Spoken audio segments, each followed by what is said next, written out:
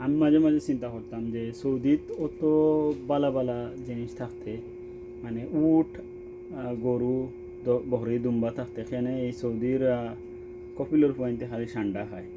তো চিন্তা করে দেখলাম আসলে আল্লাহ তারা অত নাজ নিয়ামত দিছেন, কিন্তু তারার আর মানে যে কুত্তার পেটও গিয়েও জময় না না, তো তার তার পেটও আর গিয়েও জমন না। হে এখন ঠান্ডা খার কারণ এই সৌদির কফিল হলে মানুষের খুব অত্যাচার করছে।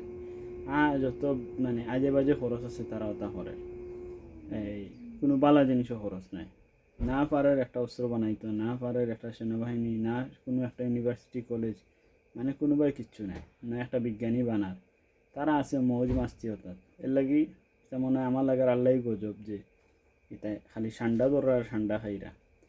আর ডেনমার্ক অবশ্য কপিল নাই, আর কপিলের পয়না খুব ভালো আছে, আর কইলাম না কিচ্ছু।